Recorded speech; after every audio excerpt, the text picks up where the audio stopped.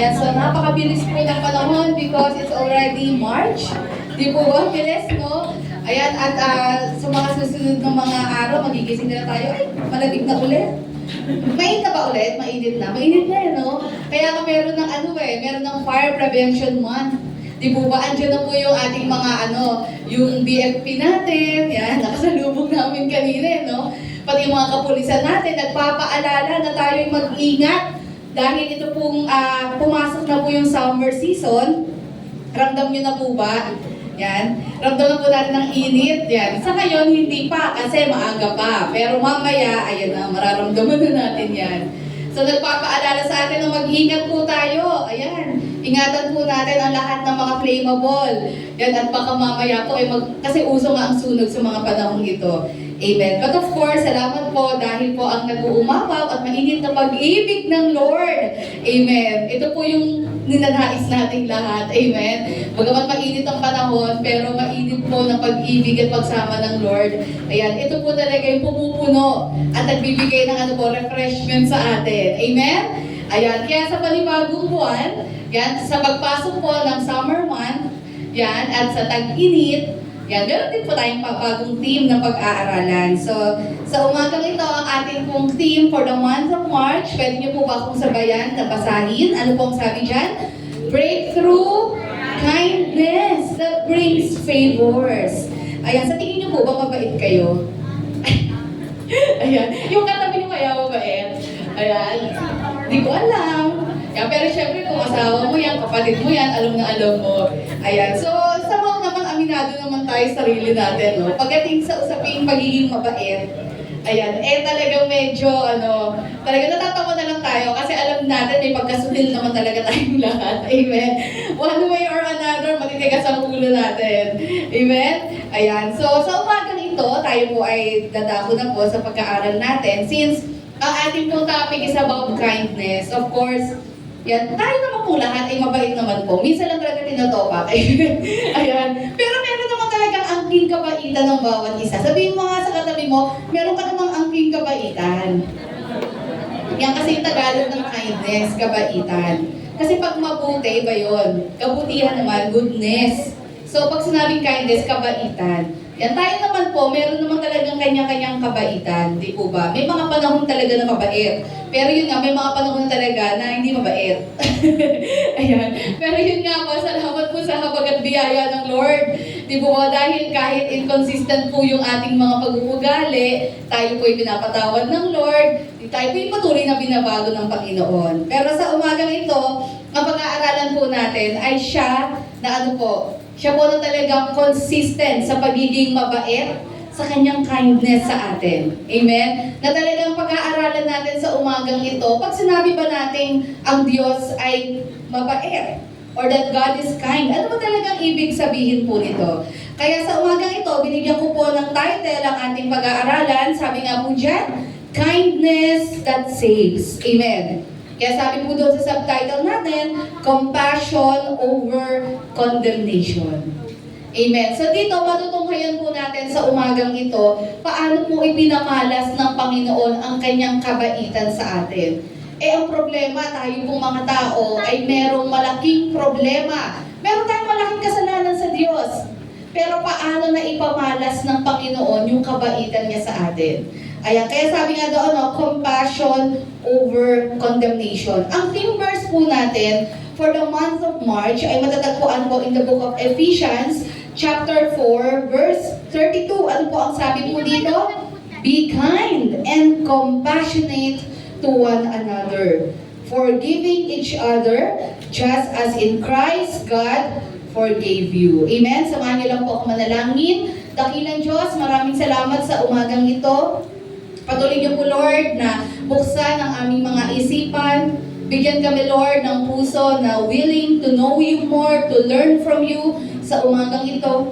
Take away, Lord, any forms of distractions, God, sa amin pong paligid, Panginoon, upang kami ay hindi makapag-focus sa pakikinig sa umagang ito. Lord, hayaan mo, Panginoon, ang mga salitang ito ay tunay nga pong kumilos, Lord, sa aming mga puso at isipan. At kami pong lahat, Lord, ay matuto sa anumang mensahe mensahe na nais niyo pong ipaabot sa bawat isa. At sa iyo pong lingkod sa umagang ito, maraming salamat po muli sa panibagong opportunity na magamit, Lord, as your messenger sa umagang ito. Nawa, maibahagi ko ang salita mo ayon sa iyong nais at kalooban. Have your way, Holy Spirit. Ikaw po ang patuloy na mag-lead to thy servant sa nais mo, Panginoon, na kung paano mo nais ang iyong salita na maihayag sa umagang ito. And most of all, ikaw lamang, Panginoong Yesus, ang madakila, maging sentro, ikaw lamang ang maitaas sa kabuuan ng gawain ito. Ito nga po ang aming panalangin, sa ngalan niyo nga po, Panginoong Yesus. Amen! Palakpakan natin ang ating Panginoon. Ayan, so ito po yung theme verse po natin para sa theme natin for the month of March. And this morning, I want to focus on the word compassionate. Yan, sinabi dyan be kind and compassionate. Sabihin nga po natin, compassionate with Nate. Ayan, compassionate. Ayan. So, sa susunod siguro, pwede natin pag-aralan about forgiveness. Kasi ito yung nagde-define talaga ng pagiging mabait or yung kindness ng ating Panginoon. Sabi nga doon, paano ba na ipamalas ng Lord yung pagiging mabait niya sa atin? Ayan, sabi nga doon, bagamat tayo daw po ay makasalanan, totoo naman po yan, at alam po natin yan, amen? Pero sabi nga doon, if not for God's kindness, we would not be saved. Amen. Naniniwala po ba kayo doon? Yes, tayo po yung makasalanan, pero kung hindi po naging mabait, di po ba, hindi po naging kind ang ating Panginoon, hindi po tayo maliligtas. It is God's kindness na nagdulot po ng kaligtasan sa atin. Nag-alis sa atin sa kaparusahan, nagpalaya sa atin sa kasalanan, na naging dahilan para tayo po, ay tayong lahat ng tao, originally, ayan, kung tayo po'y wala pa kay Jesus, ay talagang ang maging ending ng buhay natin is eternal judgment. Pero bakit tayo nagkaroon ng pag-asa na makaalis sa ganung kalagayan? It is because God is kind. Amen? Sabihin niyo po, God is kind. Dahil po sa kabaitan ng ating Panginoon. Ito po yung tanong po kasi dyan. Sabi nga po doon, next slide po natin, ayan, does God's kindness oppose His lawful judgment? Kasi ito po ang issue. Di po ba? Okay, given, ang ating Panginoon ay mabait na Diyos. Alam niyang makasalanan tayo. Pero ano po ang nire-require ng batas ng Diyos? Na ang makasalanan ay dapat mamatay. So tayo po mga tao, dahil lahat tayo, without exemption, lahat tayo ay makasalanan. So ang talagang proper na hatol sa atin ay mamatay tayo magpakailanman. Na maimpyerno tayo, walang hanggang pagkakalayo sa Diyos. Pero sabi doon, pero ang Diyos ay mabait. Ang Diyos ay naaawa sa atin. Ang Diyos ay nahabag sa atin. Kaawa-awa ang kalagayan ng tao. Kasi kahit anong gawin natin sa mundong ito, hindi natin kayang isalba yung mga sarili natin. Doon pumapasok yung character ng Lord, na siya po ay mabait na Diyos. So, ang tanong dito, paano paiiralin ng Diyos yung pagiging mabait niya, but at the same time, hindi niya babaliin yung rightful or yung lawful judgment niya? Di po ba? Kaya dito matutunghayan talaga natin ano talaga ang ibig sabihin ng pagiging mabait ng Diyos. At paanong hindi niya nabali yung batas na mismong nanggaling sa Kanya na ang bawat makasalanan ay dapat mamatay. Sabi nga rin, does God's kindness oppose His lawful judgment? Kaya sabi po doon, next slide, let us understand how God's kindness balances His judgment and mercy. Dito sa umagang ito, matutunghayan po natin kung paano po ibabalansin ng Diyos yung pagiging mabait niya at the same time, yung pag-i-implement niya ng tamang hatol. Yan, para walang masabing unfair, para hindi masabing ang Diyos ay sinungaling, ang Diyos gumagawa ng batas pero babaliin niya yung sarili niyang batas. Dito matutunghayan natin paano ito na isagawa ng ating Panginoon. Sabi doon, let us understand how God's kindness balances His judgment and mercy, leading to compassion instead of condemnation. Kasi yun talaga yun dapat sa atin, ang deserve talaga natin, makondem tayo.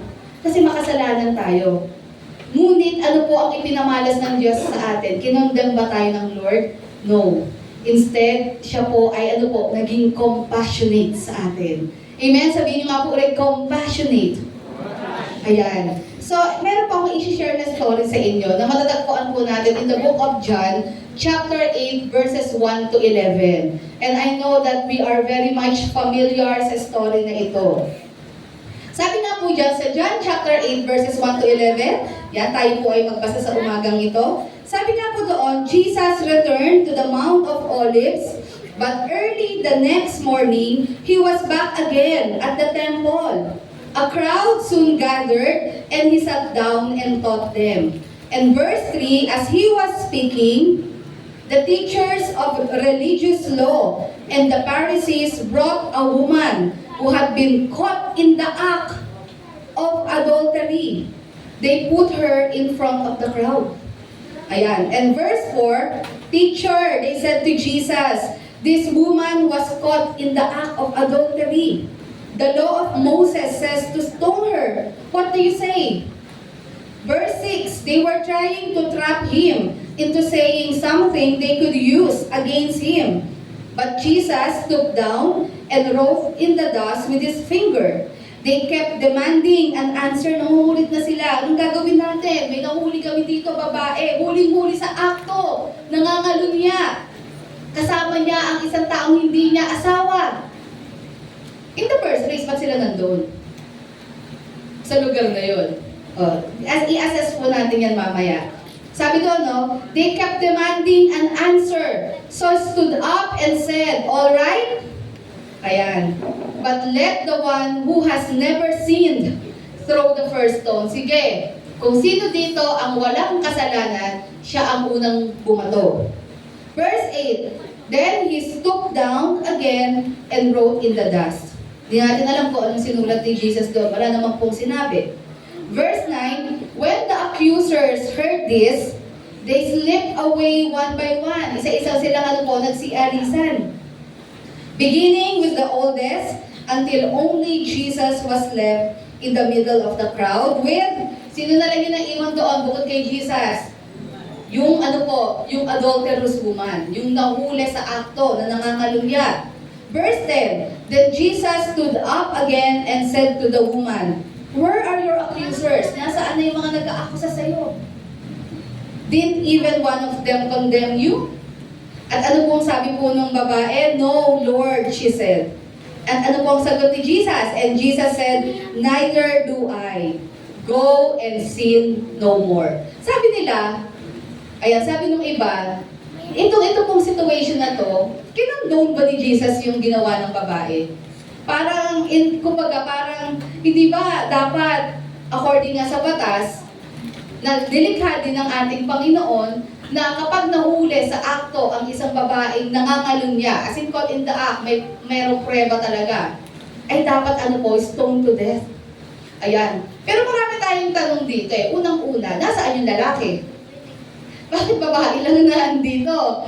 Di po ba? Hindi ba dapat dalawa silang naandyan? Pangalawa, ano naman ang ginagawa ng mga religious leaders doon? Paano nila nahuli? Naninilip ba sila? Nakabantay ba sila? O baka nag-set up sila ng trap? Pwede, no? Pwede silang nag-set up ng trap. Kasi nga, alam nyo, itong mga taong ito, halata mo silang hindi naman sila concerned. Saan po? Sa spiritual health ng mga Israelites. Ang concern nila, yung pride nila. Kaya lahat ay gagawin nila para lamang mapahiya nila si Jesus. At the expense of including others. Gagamitin nila yung sitwasyon ng mga tao sa paligid po nila. Kasi ang gusto nilang mangyari, mahuli si Jesus. Kasi nga nasasagasaan yung ego nila. Bilang sila po yung mga religious authority ng time na yun. Diba? So nakakaawa din yung babae dito, biktima din siya dito. Most likely, nag-set ng trap dito. Kaya ang tatanungin, nasa may lalaki dyan? It's supposed to be when you are caught in the act. Diba ba? Sa adultery, pareho yan. Dapat na andyan. Pero nasa yung lalaki, so malamang set up yun. Diba ba? At itong babae, siya lang talaga yung iniharap nila kay Jesus doon. Kaya dito po, may kita natin, na test. Diba ba, ang ating Panginoon dito, anong gagawin ng Panginoon dito? Paano natin matutunghayan sa sitwasyon na ito yung pagiging mabait ng Diyos at the same time, hindi niya ikokompromiso yung justice. Kasi may mali naman talaga. Kasi caught in the act ika nga maliwanag sa sikat ng araw at nangyari ito sa liwanag, di ba? Sa araw. Maliwanag na talagang may ginawa yung babae, maraming witnesses At hindi lang yung babae, pati yung lalaking hindi na natin malaman kung nasaan, baka pinatakas na. Di po ba? Kaya sabi doon, paano ngayon ipapamalas ng Panginoon yung kanyang pagiging mabait, but at the same time, ma-ensure na yung justice ay masaserve. Kaya sabi nila, ibig sabihin ba sa story na ito, kinondone ba ni Jesus? Hinayaan lang, tinolerate ba ni Jesus yung kamalian ng babae? Ayan, sige. Natin pong i-assess sa umagang ito. Yes. Okay, dalawang bagay po yung nais ko pong i-share. Number 1, sabi nga po doon, pakibasa po natin, anong sabi sa number 1? God's kindness never diminishes His justice. Amen. Not because ang Diyos po ay mabait, ay nababaliwala na po kung ano yung tama, kung ano yung justice, or ano yung just. Amen. Sabi nga doon, alam natin na ano po ba ang nature ng Lord? God is love. Amen? But at the same time, God is just. Sabihin natin, God is love. At the same time, He is just. Amen. Siya ay Diyos na mapagmahal. Kaya nga siya mabait kasi nga He is full of love. Pero at the same time, huwag natin kakalimutan that God is the God of justice as well. Ibig sabihin, pag may pagkakamali, pag may kasalanan, dapat may maparusahan. Dapat may magdusa. Yan. Pero yun nga po, when we talk about God being kind, hindi ito yung usually kind na nasa isip natin na pagiging nice lang. Di ba? Malalim po yung kindness ng ating Panginoon. Yung kindness po ng ating Panginoon acts na to transform us sa pamamagitan po ng kabaitan niya. Ibig sabihin, yung pagiging mabait niya ay dapat mag-lead ito sa atin para tayo ay magkaroon ng pagbabago. Hindi para i-tolerate at ipagpatuloy natin yung ating maling pamumuhay or maling gawain. Ito po yung dilemma dito. Sabi nga po doon, nilagay nila on the spot si Jesus dito. Okay, ito po, nahuli po namin itong babaeng ito. So isipin niyo po at imagine niyo po yung kahihiyan ng babaeng iyon. At isipin niyo po yung itsura niya nung time na yon. Malamang sa malamang po doon, almost naked po itong babaeng ito. Kasi caught in the act May time pa ba yun magbihis doon? Malamang hinila na yan. Hinila doon sa temple. So isipin niyo po yung kahihiyan ng babaeng ito. Siguro di na nga makatingin to, tungong-tungo na ito Tapos isipin niyo po yung kanyang katawan na talagang halos, almost naked, halos wala na siyang saplot. At habang si Jesus ay nagtuturo, binalandra sa harap niya yung babaeng ito. At sinabi kay Jesus, sabi doon, ito po, meron po kaming nahuli dito, teacher. Yung pagkakasabi nila ng teacher with sarcasm yun, hindi talaga with respect. Diba? Ito po, teacher. Meron dito kaming nahuling babae, ano pong gagawin namin? Hindi po ba sinasabi po sa batas ni Moses na kapag nahuli sa akto ang isang babaeng nangangalunya, hindi po ba dapat siya ipatuyin hanggang mamatay? Yun, so inilagay nila si Jesus sa ganung sa ganung dilema. So ano magiging po ni Jesus dito? Ano po ang dapat niyang gawin? So dalawang bagay po ang pwedeng gawin ng Lord dyan. Unang-una, kapag sinabi po ni Jesus na sinabi sa batas ng Diyos na kapag nahuli sa aktong nangangalunya ay kailangan batuhin ng bato. Sige, batuhin niyo ng bato. Di po ba? Yung babae hanggang sa mamatay. Anong lalabas doon? Si Jesus ay He is without mercy. Di ba ang pakilala nga ni Jesus, siya po ay friends of sinners. Di po ba? Na siya po ay na siya po ay mapagpatawad na Diyos. Yun ang pakilala niya So it will contradict yung sinasabi ni Jesus na dapat tayo po kasi he was siya po ay nakikipag-dine with the outcasts. Siya po ay nakikipag-interact doon sa mga tinatawag na makasalanan during those time. Doon sa panahon po nila. Kaya pag sinabi ni Jesus na, yun ang sinabi ng batas ni Moses, patuhin niyo na yan, kasi nagkasala siya. Parang lalabas doon, di ba sabi niya, ang Diyos ay merciful, mahabagin, mapagpatawad, pero bakit niya hahayaang mamatay ang babaeng ito? Di po ba? Hayaan niyang ma-stone to death itong babaeng ito. Ayan. At sabi nga po doon, at the same time, hindi rin pwedeng gawin ni Jesus yon. Because we should remember na nung time na iyon, they were under the Roman Empire. Kung meron mang may karapatan po doon na magbaba ng verdict, yun ay mga Romans. Di po ba? So walang karapatan po ang mga Jews. Hinahayaan ng mga Romano, ang mga Hudyo, na i-exercise yung faith nila. But hindi nila pwedeng ilagay sa kamay nila ang batas. Kasi mananagot si Jesus sa mga Romans.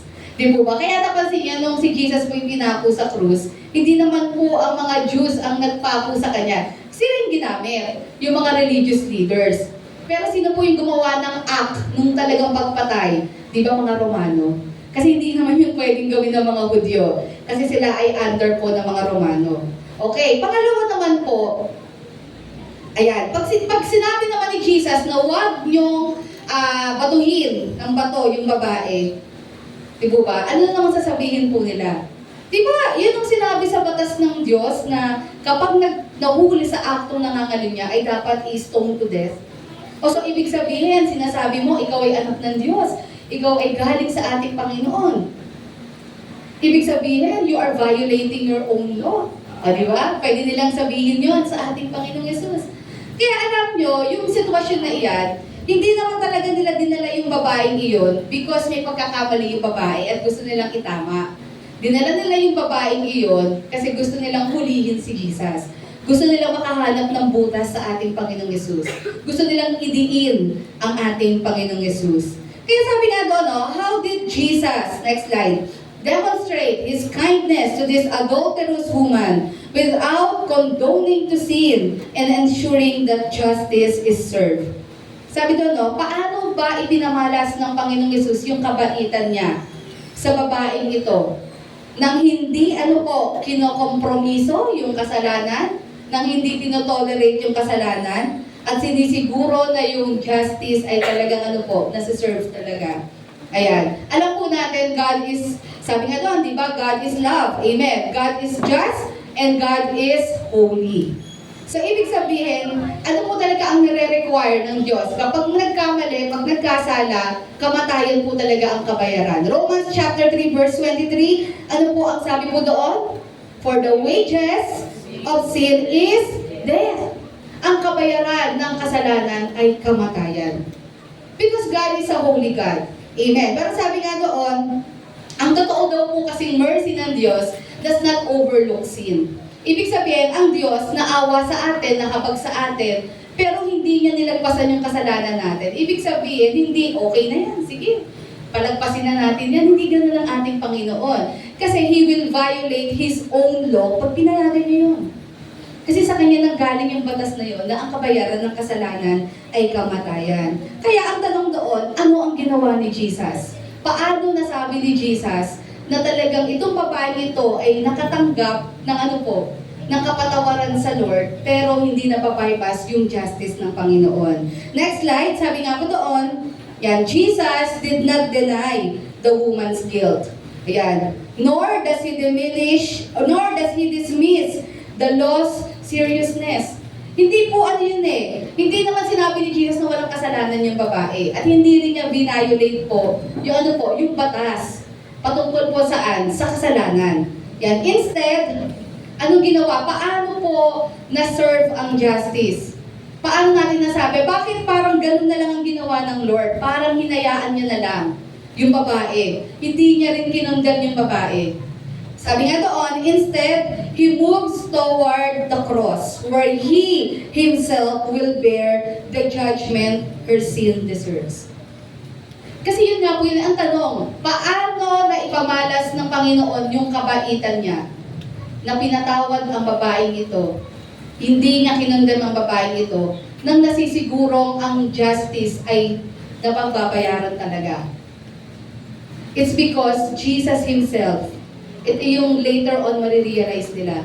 It is because our God, our Lord Jesus, our God incarnate Himself, ang magbabayad ng kasalanan ng babaeng iyon. Amen? Later on, siya yung ipapako sa krus at kasama doon, sa pagkakapako niya sa krus, binitbit niya rin doon yung pangangalo niyang ginawa ng babaeng iyon. Amen? At alam niyo po, just like this adulterous woman, lahat din naman tayo makaka-relate sa kanya.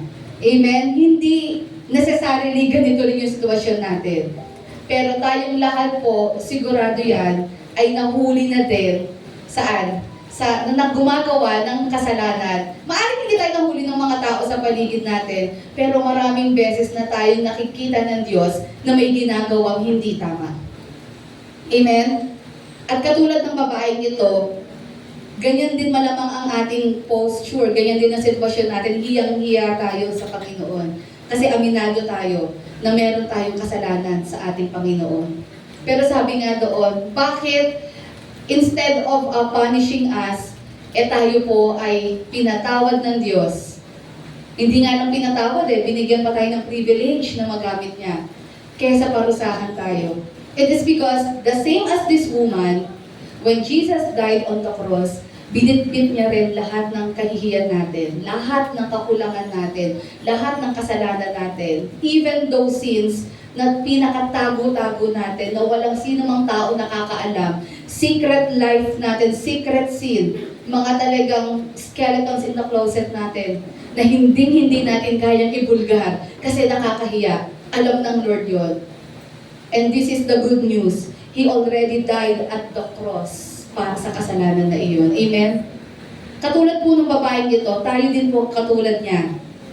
Tayo rin po, many times, nakita ng Lord at nahuhuli ng Panginoon na nasa sitwasyong hindi kaaya-aya sa harap ng ating Panginoon. And this is the reason kung bakit ganito po yung naging response ng ating Panginoon. Sabi po sa Romans chapter 3, verses 23 to 26, dito po mas napaliwanag po iyan. Sabi po dito, for all have sinned and fall short of the glory of God. Yes, ang lahat ay nagkasala at hindi nakaabot sa pamantayan ng Diyos. And all are justified freely by His grace through the redemption that came by Christ Jesus. Lahat tayo makasalanan, pero lahat tayo ay napawalang sala sa pamamagitan ng libreng regalo. Sabi mo nga sa katabi mo, libreng regalo ng kaligtasan sa pamamagitan ni Jesucristo. Amen? Sabi doon, verse 25, God presented Christ as a sacrifice of atonement through the shedding of His blood to be received by faith. He did this to demonstrate His righteousness. Ayan sabi dito kinailangan ang kanyang dugo'y dumanak sa krus ng Kalbaryo. Bakit niya kailangan gawin yon? To demonstrate His righteousness. Kasi kailangan ipakita ng Panginoon na ganito ka-terrible, ganito katindi, ganito kalala ang kasalanan. Someone has to die. Merong dugong dadana. Kasi ganito kalala ang kasalanan. Ipinapakita na ganito ang kabayaran para sa katwiran. Sabi because in His forbearance, He had left the sins committed beforehand unpunished. Verse 26, He did it to demonstrate His righteousness. At the present time, ang sabi po sa susunod, so, pakibasa natin yan, yung naka-highlight, so as to be just and the one who justifies. He is just, at the same time, He is the one who justifies. Siya ay Diyos na matuwid, at siya din ang Diyos na nagtuwid sa atin. Amen? Siya din ang naging kadahilanan para din tayo ay maging matuwid mula sa baluktot na pamumuhay natin na dulot ng kasalanan. Sino daw po ang kanya pong pinapawalang sala? Sino po ang tinutuwid niya? Those who, yung panghuli, have faith. Kanino po? In Him. Those who have faith in Christ Jesus. Ito po yung maliwanag na demonstration ng na ang justice ng Lord ay na-serve. Kaya naman po, yung kanyang pagiging mabait at yung kanyang pag-ibig at yung kanyang kapatawaran ay justifiable. Kasi merong nagbayad. And it is Him as well. Siya mismong nagbaba ng batas na ito. Sa Kanya tayo mismo may pagkakasala, pero siya mismo ang buhay niya, ang inalay niya, para tayo ay masalba sa kaparusahan at kasalanan, at magkaroon ng buhay na walang hanggan. Kaya ganito na lamang po yung approach niya dito sa adulterous woman. Because later on, maiintindihan ng mga tao kung bakit hindi niya po tinolerate yung babae. Sinabi niya dito, later on, makikita natin yan. But ang point kasi dito, kaya nga siya nandito in the first place sa mundong ito, para sa katulad ng babae ngayon. Nandito si Jesus para sa katulad natin na punong-puno ng kasalanan. Because we need a Savior. Sabi mo sa katabi mo, we need a Savior. Sabi na, no, this means God does not compromise His standards of righteousness to save people. Hindi po niya kinompromiso yung standard niya. Instead, He fulfills them through Christ. Siniguro niya na merong aako para hindi mabali yung standard of righteousness na yun at walang iba kundi ang ating Panginoong Yesus. Kaya sabi dyan, it was at the cross where God's kindness was made known. Anong sabi dyan? His justice and mercy met. Doon po sa krus ng Kalbaryo, doon po natin natunghayan po yung justice at the same time yung mercy ng ating Panginoon. Amen? Ito po ang nagpakita sa atin. Ang kasalanan, meron ng nagbayad. Ang kapatawaran ay posible na dahil may nagbayad na. And all we need to do ay lumapit kay Jesus, aminin na tayo po ay makasalanan, tanggapin siya sa buhay natin bilang Panginoon, tagapagligtas, at hayaan natin siyang mabuhay, maghari sa buhay na ito. Amen? Kaya sabi sa number 1, pakibasa natin, God's kindness never diminishes His justice. Pangalawa, last, ano pong sabi po doon? God's kindness is not an excuse to continue sinning. Hindi po dahil ang Diyos ay mabait, ay ito na po yung magiging ticket natin para, sige, okay lang magkasala, total naman, mabait ang Diyos eh. Pag tayo naman nagkamali, simple lang yan, lapit tayo sa Lord, umiyak-iyak tayo sa Lord, luhod-luhod tayo, magulgol, gumulong tayo, mag-fasting tayo. Di po ba? Patatawarin tayo ng Lord. Hindi po ganun ang pagiging kind eh. Sa mundo kasi, di po ba, may mga tao na sa sobrang bait, di po ba, okay lang naman yun eh, na nagpapatawad, okay lang nagbibigay ng chances. Pero dapat, kung totoong pinapractice natin yung kindness, if we want to forgive yung ginawa ng isang tao, hindi lang sapat na patawarin. Kailangan ituro din natin sa kanya yung tama. Di po ba? Kasi katulad ng ginawa ng Lord. Ang Lord po ba, nung pinatawad niya tayo, sinabi ng Panginoon, sige, okay na yan. Kalimutan na natin yan. Yung nangyari niyan, hindi. Kasi pinakita ng Lord yung kindness niya sa atin, pero pinakita din ng Lord, hindi ko nakakalimutan, merong problema, may kasalanan, may pagkukulang, may atraso. Pero yun nga, ang Panginoon, pinagbayaran niya yun. Para talagang ma-meet yung standard of righteousness ng ating Panginoon. Amen? Kaya sabi nga doon, when we talk about God's kindness, it's not about allowing sin to continue. Kaya kami mga ibang tao, masyadong martir eh.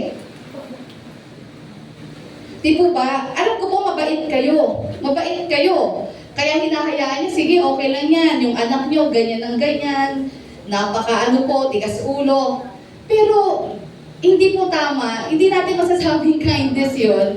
Kasi dapat, ma-enlighten siya. Na yung ginagawa niya ay hindi na dapat maulit, na mali yun. Di po ba? Na may consequence yun. Kasi hindi yun yung kindness na pinakita ng ating Panginoon. Kaya when sabi nga sa Bible, nung pinamalas ng Lord ang kanyang kindness, it doesn't mean na pwede tayong magpatuloy sa kasalanan. Total naman, mabait ang Lord. Di po ba kahit araw-arawin ko yan, di ba ako iiyak na lang, dadrama na lang ako sa Lord. Then after that, babalik na naman ako sa maling gawain ko. Siyempre, hindi dapat ganon. Amen? Tayo po'y patay na sa kasalanan eh. Sabihin nyo nga po sa katabi nyo, patay na tayo sa kasalanan. So hindi na tayo dapat bumabalik doon. Kung ganon ang ugali pa rin natin, and we are using God's kindness as an excuse para magpatuloy tayo sa maling pamumuhay natin, i-check natin na born again na ba talaga ako? Totoo bang na kay Jesus ako? Kasi kung totoong na kay Jesus ako, I will hate sin already. Kamumuhian ko na ito. Allergic na dapat ako sa kasalanan, hindi ko na dapat ini-enjoy ito. mindset natin na parang hindi pa rin tayo makaalis sa kasalanan, enjoy na enjoy pa rin tayo, at ginagamit lang nating tool ang Panginoon para mawala yung guilt feeling natin, then mag-isip tayo, talaga bang ako ay Kristiyano? Talaga bang ako'y tumanggap sa Lord? Bakit mas nasasarapan pa ako sa kasalanan kaysa ang sumunod sa gusto ng Panginoon? Ang isa sa mga prueba na tayo totoong Kristiyano, mahal natin ang Diyos. At bagamat hindi man tayo perfecto pa, pero tayo ay nalulungkot pag tayo nakakagawa ng mali. Hindi natin matanggap yun. Kasi nga ang desire na ng puso natin, i-please ang Lord sa lahat ng gagawin natin. Sadyang minsan, marupok, mahina, bumigay, pero hindi tayo natutuwa doon. Dapat ganun, hindi tayo natutuwa. At hindi natin iisipin, okay lang yan, meron naman tayong mabait na Diyos. Hindi dapat ganun. Kundi dapat nakakaramdam tayo ng matinding kalungkutan. At talagang andoon yung desire natin na, Lord, ayoko na, magpaulit-ulit tong maling gawain na ito. Help me, set me free. Tulungan niyo po akong makalaya sa maling pamumuhay, maling habit na ito, maling gawain na ito. Amen? Yun talaga. Hindi naman ibig sabihin, mabait na tayo din, perfecto na tayo, pero nakikita mo talaga yung desire mo na talikuran ng kasalanan at gawin kung ano yung gusto ng Panginoon. Amen? Kaya sabi sa number 2, God's kindness is not an excuse to continue sinning. Okay, let us study verses 7 to 11. Ano pong sabi dito sa John chapter 8, verses 7 to 11? Okay, sabi to they kept demanding an answer. Ayan, sila po yung nagdedemand kay Jesus. So ano na, teacher? Ano nang gagawin natin dito sa babaeng ito? Sabi doon, so he stood up again and said, anong sabi ni Jesus? All right, but let the one who has never sinned throw the first stone. O sige, ganito. Di kayo makapapakali. Di ba nagdedemand na kayo agad ng gagawin ko? Napaghahalataan Napaghahalataan sila na excited na silang magkamali si Jesus. O ganito, sabi ni Jesus, kung sino man sa inyo ang walang kasalanan, mauna siya na magtapon ng bato doon sa babae. Okay, then he stooped down again and wrote in the dust. Ang nangyari, verse 9, when the accusers heard this, they slipped away one by one, beginning with the oldest, until only Jesus was left in the middle of the crowd with the woman.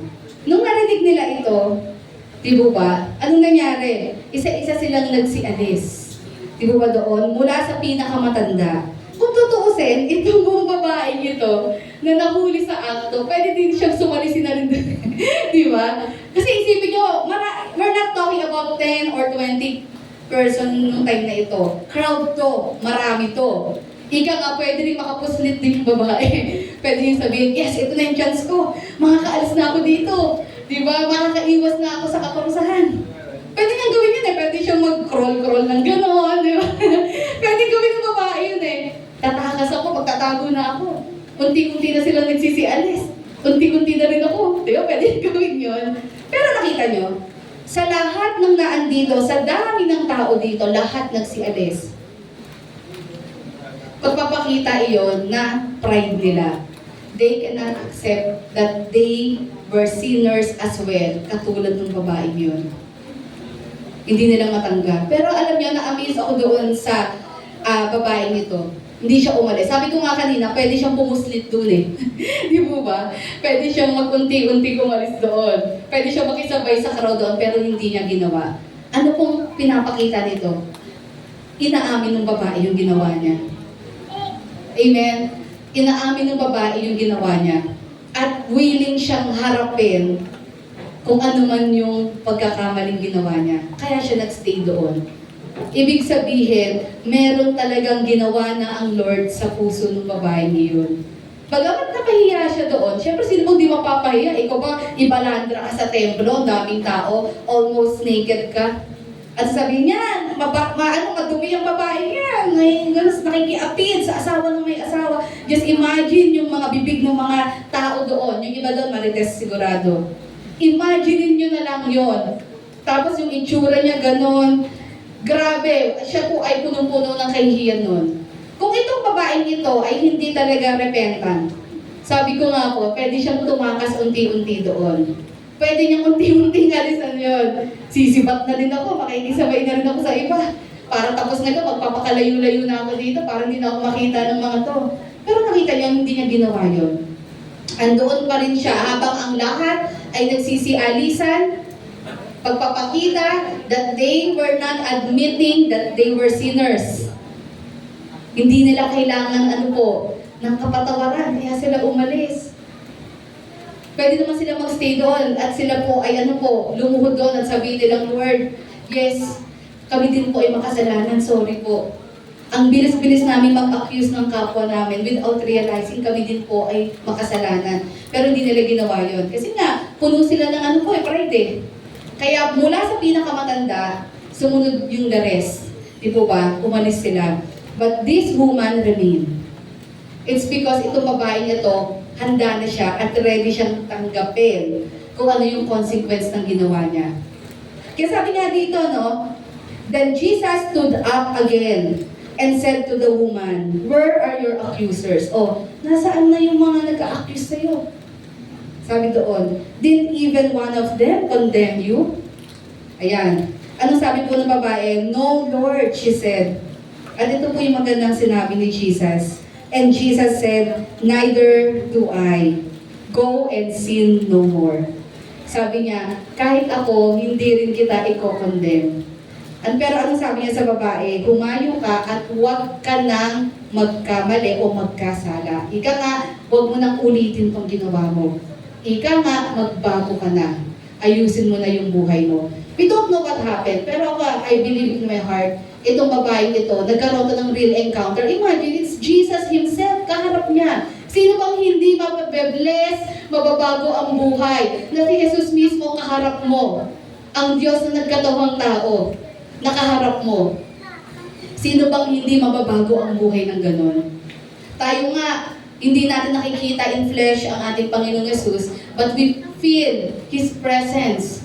Nararanasan natin ang pagkilos ng Santong Espiritu, nakakaranas tayo ng pagbabago sa buhay natin. Nakakaranas tayo ng desire to change, ng pagtalikod sa kasalanan. Ano ba itong babae ito na nakaharap niya mismo ang ating Panginoong Yesus? Kaya sabi ng Lord dito, at ito po yung magandang narinig ng babae. Siguro nag-isip din siya, hindi niya rin ako kinandin. Diba? Sabi ni Jesus, Neither do I. Go and sin no more. Umalis ka na, sabi niya doon, huwag ka nang magkakasala. Ika nga magbago ka na ng buhay. And I believe in my heart, itong babaeng ito was never the same again. Amen? Nagkaroon siya ng real encounter sa Lord. And for sure, talagang napalaya siya ng Panginoon mula sa makasalanang pamumuhay na iyon. Okay, sabi nga po doon, if there is anyone doon sa lugar na yon, if there is anyone in that place who has all the right to throw stones to the woman, sino yon? Si Jesus. Kung meron man doon na may karapatan na talagang sigawan, batuhin, patayin itong babaeng ito, si Jesus yon.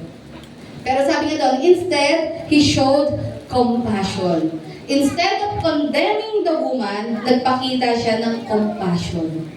Amen? Yet, He left a warning. Yung sinabi ni Jesus na go and sin no more. Ano yun pagpapakita iyon ng forgiveness ng Lord, but with a warning. Parang sinasabi ng Lord, yes, I forgive you, pero wag mo nang uulitin. Kasi pag inulit mo yan, mas greater yung consequences. Diba? Kumbaga, ikaw ay pinatawad na, kaya dapat yung pagpapatawad at pag-ibig na naranasan mo, dapat ay magdulot sa iyo para magbago ka na talaga ng buhay. Ayusin mo na yung buhay mo. At alam nyo, habang ito yung sinasabi ng Lord dito sa taong ito, at habang sinasabi ito ng Lord sa atin din, kasi makasalanan din naman tayo, ano bang kaibahan natin doon sa adulterous woman? Ganun din naman tayo katulad niya. Hindi man tayo nangalunya, pero may mga kanya-kanya tayong kasalanan. So pare-pareho lang tayo. Sa mata ng Diyos, pare-pareho lang tayo, equal lang tayo na may pagkakamali at may pagkukulang. What makes us different from this woman? Paano natin nasabing mas above tayo sa Kanya? O paano nasabi ng mga religious leaders na mas above sila dito sa babaeng ito? Itong babaeng ito, she committed adultery. How about the religious authorities? Or itong mga religious people na ito? But they possess the sin of pride. Malala din yun. Di po ba? Yung kilos, galaw nila, pagpapakita iyon ng pride. Hindi sila marunong magpakumbaba sa ating Panginoon. So what makes them different from one another? Wala. What makes us different from this woman? Wala. Kasi pare-pareho lang tayo makasalanan.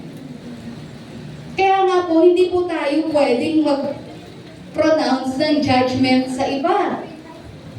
Kaya may nai-issue ngayon no? Masyadong hype na hype sila kapatid Yung dating artista. Di po ba? Ano siya bagamat may tama naman sa sinabi niya, pero mali yung kaparaanan niya, mali yung platform niya. Medyo hype. Hindi, minsan may mga Christian na ganun Di po ba?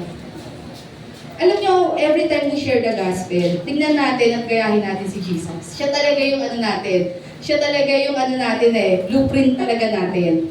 Tingnan nyo paano ni Jesus inabot ang mga taong pinandidirihan at kinamumuhian ng society. Hindi sa ganung paraan. But Jesus has all the right to condemn. May karapatan siyang pagsabihan ng mga taong ito. Tayo, mga tao, may karapatan siyang gawin yan, pero hindi. Nung naparito ang Diyos, ang ating Panginoong Yesus sa mundong ito, anong ginawa niya? Pinandirihan ba niya yung mga prostitutes? Pinandirihan niya po ba yung mga adulterous? Pinandirihan ba niya yung mga tax collector? At sinabi niya, ano pa kayo? Mga pamumuhay niyo. Ganun ba ginawa ni Jesus? No.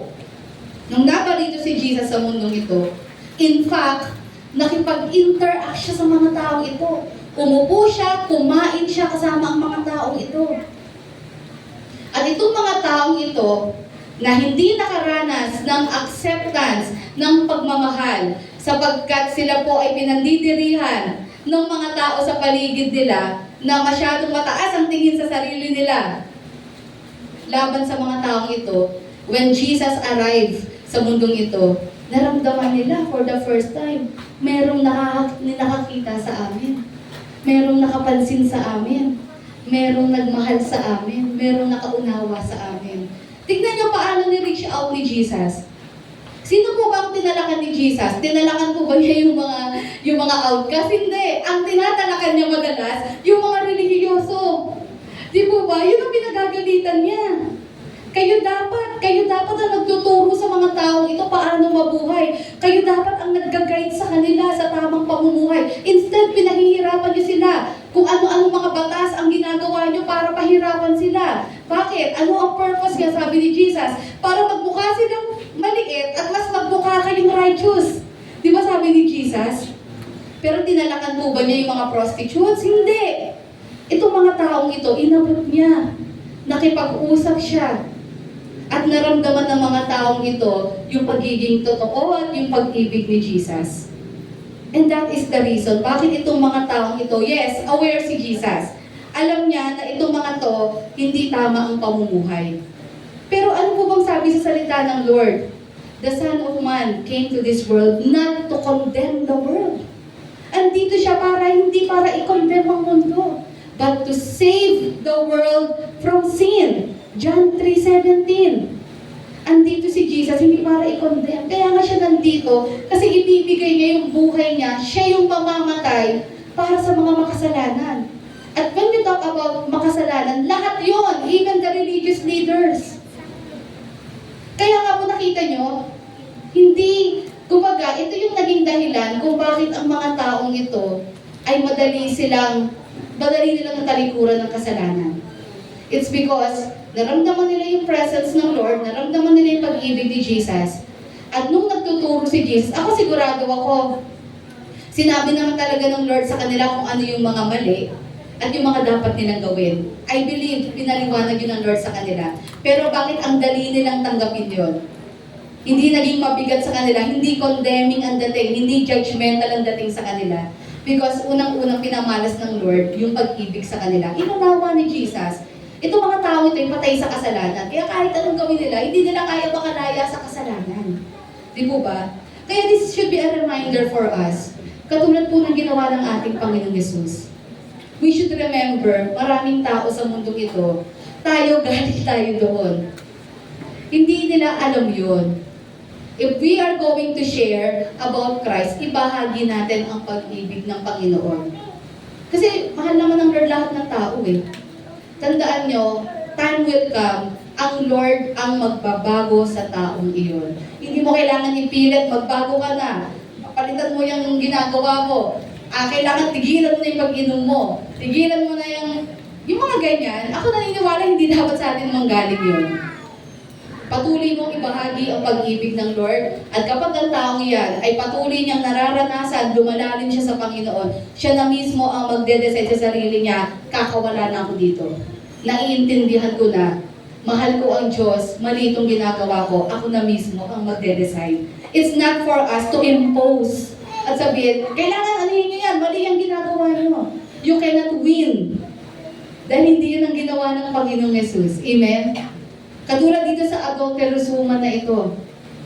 Pwede niyang sigawan itong babaeng ito. Ikaw naman kasi. Pag ginagawa mo doon. Mag-asawa ka. Hindi yung kani-kaninong asawa ka. Pwede gawin ni Jesus yun, no? Para naisip, parang yung mga matatandang na demon. Ikaw naman kasi, di ba? Pwede niyang gawin yun eh. Pero wala nang sinabi si Jesus. Sabi lang ni Jesus, hindi kita kinokondem. Naiintindihan niya yung babaeng iyon. Naiintindihan niya yung gahapos ng kasalanan doon sa babaeng iyon. Pero yun nga ang point doon. Sinasabi niya sa babaeng iyon, huwag kang mag-alala, makakalaya ka na sa gahapos ng kasalanan na yan. Kaya humayo ka at huwag ka nang magkasala ulit. Amen? Nung sinabi ni Jesus yon, it's because the Lord has already bestowed the power sa woman na ito para tanggihan niya na ang kasalanan sa buhay niya. Amen? Kaya sabi nga po doon, no, kung meron man na talagang pwedeng magtapo ng bato doon, si Jesus yon, pero hindi niya yun ginawa. So sino tayo para bumato din ng bato sa kapwa po natin? Amen? Ibahagi natin kung paano ang Lord naging mabuti sa buhay natin. At tandaan nyo, it is God who will change the person. Amen? Let us welcome all people and let us allow them to hear kung gaano kabait, kabuti, kadakila ang Diyos. And you know, time will come as they continue listening, they will develop their faith in Him, and one day, sila na mismo magte-testify na sila po ay pinalaya ng Lord sa maling gawain. Amen? And hayaan natin, yun po ay work of the Holy Spirit. Kaya nga sabi po dito sa Romans chapter 6, verses 1 to 2. Sabi dito, what shall we say then? Shall we go on sinning so that grace may increase? By no means. We are those who have died to sin. How can we live in it any longer? Kaya sabi doon, no? Para ba mas lalo nating ma-feel, maramdaman yung grace ng Lord? Kailangan ba magkasala pa tayo? Mas damihan pa natin yung kasalanan natin? Mas laliman pa natin? Gawin pa natin malaki yung kasalanan natin? Para mas lalo nating ma-feel yung grace ng Lord? Kasi sabi nila the more na makasalanan, the more mo mararamdaman yung grace ng Lord. Pero medyo yata iba ang interpretasyon ng iba doon. Pero sabi ko, hindi siguro interpretation ng problem Baka ang problema dito, nakakita sila ng pagkakataon na magpatuloy sa makasalanang buhay. Total naman, ang Diyos ay full of grace. And the more I sin, the more I will experience His grace in my life. Hindi niya sinabi yun dahil talagang nararamdaman niya talaga yung grace ng Lord, kundi kasi parang, pwede pala akong magkasala pa rin. Pwede pa rin pala ako magkaroon ng double life. Di ba ganon? Pwede ako maging Christian. At the same time, magpatuloy pa rin ako sa maling ginagawa ko. Total naman, napakayaman ng habag ng Panginoon. Hindi po yun ang point nun. Ano po ang point po dito?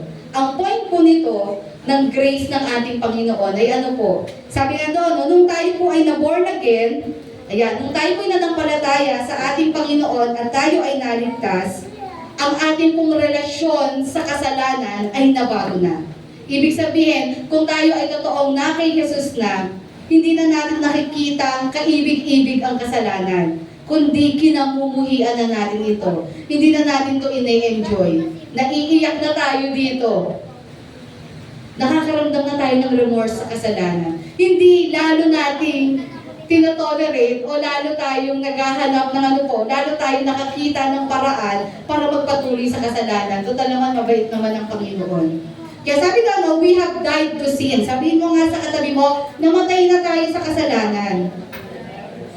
Dahil dyan, kung namatay na tayo sa kasalanan, bakit pa tayo mabubuhay pa rin sa kasalanan? Kung namatay na tayo sa kasalanan sa pamamagitan ng ating Panginoong Yesus, bakit pa rin pa tayo magpapatuloy dyan? Sabi nga doon, the abounding grace of God is not a license, next slide, to continue sinning. Dahil po sa abounding, nag-uumapaw, nakahabagan ng Diyos, hindi po ito lisensya para tayo magpatuloy sa pagkakasala. But it is the power to live a transformed and Christ-honoring life. Kaya tayo, binuhusan ng Lord ng nag-uumapaw na habag niya, ay para tayo ay mas lalong ma-motivate na mabuhay ng kaaya-aya at kalugod-lugod sa Kanya.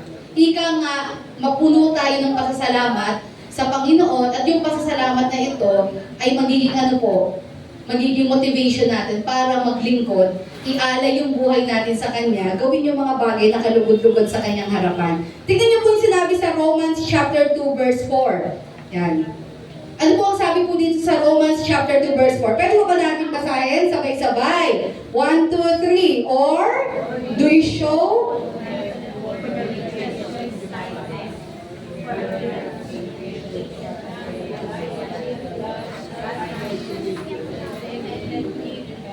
Amen. Ano pong sabi doon?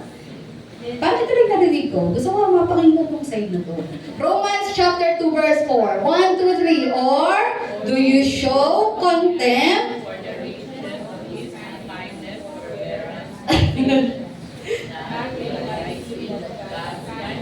Ayan. Sige nga, pakitapik nga po yung katabi niya. Sabihin niyo sa kanya, musta? Gising ka pa ba? Sige po, tapikin mo. Huwag yung tulak. Tapikin nyo lang. Tapikin na may konting puwersa. Ang ganun. Sabi sa kanya, "Hoy, maaga pa. Maaga pa. Mamaya na." Alam nyo, ang mga oras ng antok, mga alauna yan. Yan, naiintindihan ko yan. Pag alauna talagang grabe ang battle. Grabe talaga, no? Ilabas na lahat ng mga corn mix. Ilabas na lahat ng kape.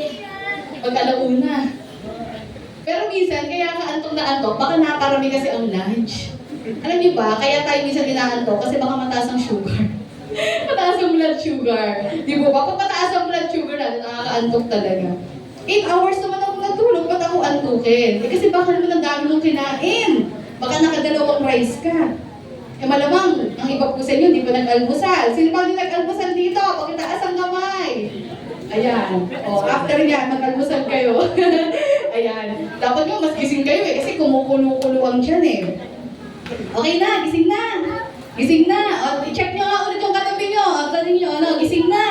Gising na. Nasa likod nyo, gising na. Okay na, pwede na ulit.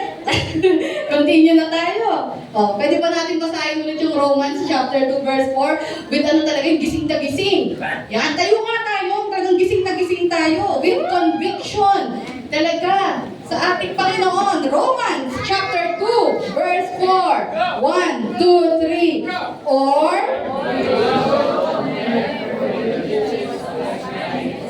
forbearance and patience, not realizing that God's kindness is intended to be reviewed. Amen! Palakpakan natin ang Panginoon! Woo!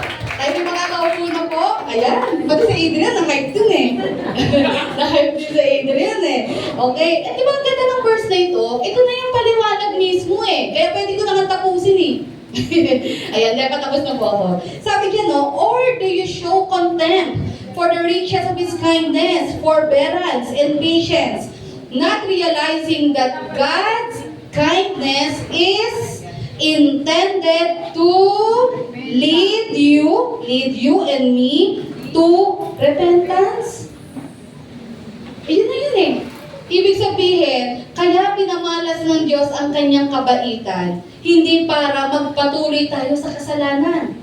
ang totoong binago ng Lord, ang totoong na kay Jesus, kaya ipinamalas ng Lord ang kabaitan niya sa atin ay upang tayo ay tumalikod na sa kasalanan at piliin na natin ang sumunod sa kanyang layunin at kalooban. Amen? Sabi nga no, Jesus' loving kindness towards the adulterous woman is intended for her not to be confident of one's action. Nung sinabi po ng Lord sa kanya, neither do I condemn you, go and sin no more. Hindi po ibig sabihin yon ay ano po, para maging confident yung babae, o ano kayo dyan? Kayo, babatuhin niyo ako, pero si Jesus, o nagsalita siya, wala kayong magawa. Hindi niyo man lang ako mabato-bato. Diba? Nagsialisan kayo. At mismo si Jesus, hindi rin ako kinandem. O ano kayo dyan? Kala niyo kung sino kayo mga righteous? Ha? Mga ganun statement, no? Kala niyo kung sino kayo mga righteous? Ganun po ba yung naging kilos ng babae? Hindi. Kasi aminado naman siya. Aminado siya na makasalanan siya. Kaya sabi doon, no, ang ibig sabihin ng Romans chapter 2, verse 4, ang intention ng Lord sa pagpapakita niya ng kanyang kabaitan sa atin, hindi para maging confident tayo na magpatuloy sa kasalanan, kundi ano po, para tayo mag-repent. Sabihin niyo ako, repent. Sabihin niyo sa katabi niyo, repent. And to follow the ways of God. Amen? Yun na po yung ibig sabihin niyan. Unlike po yung method ng mundo, ano ba ang paraan ng mundo? Hihiyain ka, tatakutin ka, di ba? Para magbago ka, hihiyain ka, tatakutin ka, just like the religious leaders. Pero actually, wala naman sila talagang concern doon sa kaluluwa ng babae eh. Ang concern nila, mapahiya si Jesus. Wala silang pake kung magbago yung babae o makalaya siya doon sa makasalanang buhay. Nakakalungkot, no? Na dapat yun ang mas concern nila. Pero mas concern nila yung pride nila. Kailangan manalo kami kay Jesus. Ang mundo, para ikaw ay magbago, hihiyain ka, papagalitan ka. Ito yung methodology ng mundo. Pero ano po ang kaparaanan ng Lord? Yung grace niya, yung kindness niya. Ito yung ginawa niyang catalyst para ano po, magkaroon tayo ng genuine repentance. Amen? Ibig sabihin, hindi mo ba na-appreciate kung gaano kabait ang Diyos na sa kabila ng matinding kasalanan natin, ito, pinatawad niya tayo. Hindi ba dapat magpasalamat tayo at maging daan ito upang naisin natin mabuhay ng nais niya? Amen. Yun yung point ng ating Panginoon doon. Not for us to continue sinning. Kaya sabi doon, once you experience the Lord's kindness, it will lead you towards gratitude to Him, to which you will desire to leave sin and follow His righteous ways. Ang mga taong totoong na-witness, naranasan at naramdaman nila ang kahabagan, kabaitan ng Lord ay hindi na muling bumabalik sa makasalanang pamumuhay. Kundi sila po ay nagkakaroon na talaga ng pagbabago at ng bagong hangarin. At yun po ay ano po, sumunod sa layunin at sa nais ng ating Panginoon. Tayo po'y tumayo for our conclusion. Yes! Tapos na. Sabi nga po doon sa ating pagtatapos, ano po ang sabi dyan? God is righteous. Amen. Yet gracious. Tama po ba? Pangalawa, God is lawful. Yet loving. God is holy, yet forgiving. Sabi nga doon, this speaks of His kindness towards us. He sacrificially offered His life for justice to be met, and so He can pour out His kindness to us without violating any of His laws. At ano daw po ang dapat maging response natin doon sa loving kindness ng Panginoon? And we are to respond to His kindness, and that is repentance and obedience born of love. Ano ang dapat kong isukli sa Panginoon? Hindi naman natin kayang pantayan ang ginawa ng Lord sa atin. Pero ang nais ng Lord, kaya inaalay ng Lord ang buhay niya sa krus ng Kalbaryo para sa atin. Kasi gusto niya tayong makalaya sa kasalanan. And of course, gusto ng Panginoon mabuhay na tayo para sa Kanya. Kasi alam niyo, sino rin naman ang makikinamang noon? Tayo din. Tandaan niyo, wala namang magandang naidudulot ang mabuhay sa kasalanan. Akala lang natin, nag-e-enjoy tayo, pero temporary lang yun. Pero anong ending yan? Buhay na ano po, walang hanggang ano po, kamatayan, impyerno. Ginagawa to ng Lord kasi ayaw niya tayong mapunta doon. He gave His life para tayo ay magbukas ang opportunity sa atin na tayo po ay magkaroon ng buhay na walang hanggan. Paano? By simply believing in Christ Jesus as our Lord and Savior. Amen? And of course, kapag totoong nanampalataya tayo sa Kanya, merong kasunod yun, merong bunga yun. At yun po yung pagsunod sa Kanya. Buhay na sumusunod at ginagawa yung nais at kalooban ng Panginoon. John chapter 3 verse 17, sabi po dito, "For God did not send His Son into the world to condemn the world." Malinaw po yan. "But to save the world through Him." Nandito po siya, naparito sa mundo, hindi para husgahan tayo. Alam naman niya yan na talagang hopeless case ang tao. Bagkus naparito siya, kasi siya lamang ang paraan para tayo maligtas at makalaya sa ating mga kasalanan. Amen? Kaya nakita natin, that is the reason why Jesus treated ito pong makasalanang babae ng ganito. Kasi katulad niya, ganun din tayo katulad ng babae ngayon. Ang kailangan natin kahabagan, pagpapatawad, at kailangan natin makalaya sa gapos ng kasalanan. At si Jesus lamang ang makakagawa nun. Ang magkakaroon natin ng totoong encounter sa ating Panginoong Jesus. Amen? Sige po, sa umagang ito, dediretso na rin po tayo sa ating Holy Communion. Sa umagang ito, tamang-tama po yung teaching natin, align po ito as we celebrate every first Sunday ang ating